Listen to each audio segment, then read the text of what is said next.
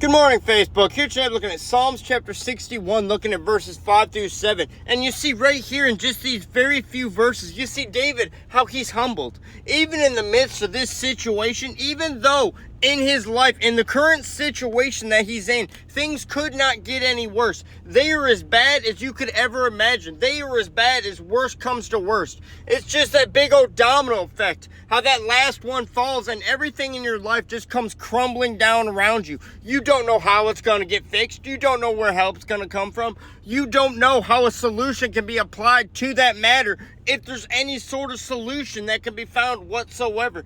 But you see, despite this situation, despite knowing those facts, you see David right here, he is completely humbled, physically, mentally, and spiritually, as he's praying to the Lord God regarding this matter, regarding himself spiritually and physically.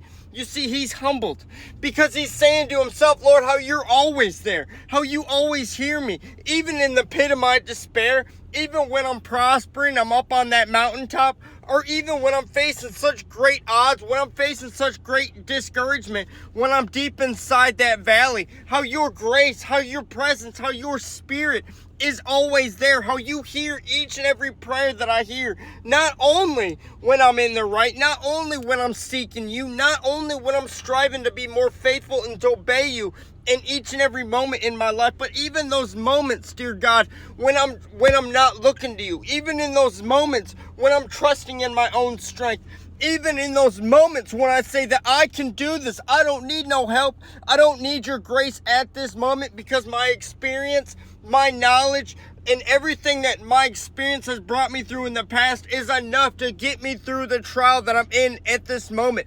And you see, David is saying, even in those times, even in the times when I don't trust in God, when I'm not looking to God, but I'm looking at myself and what I think I can do, you see how God is still there, how God always makes a way, and God has always provided, even in those times that we feel we don't deserve it, even in those times when gave God every reason to not love us. You see how God finds that very one reason to love us and to continue showering blessings on us.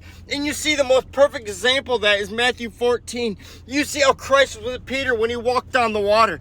But you see the minute he gets distracted and his eyes start getting surrounded by the waves as he starts to sink, you see how Christ is still there. It's the same way he is with us. When our eyes get distracted by the trials and the storms of this life, you see how Christ is still there. He never once leaves us, but he stands there with his hand right out, just waiting for Peter. Just like he did for Peter, waiting for us to turn back to him. But as we start our day, can we see that God is with us today?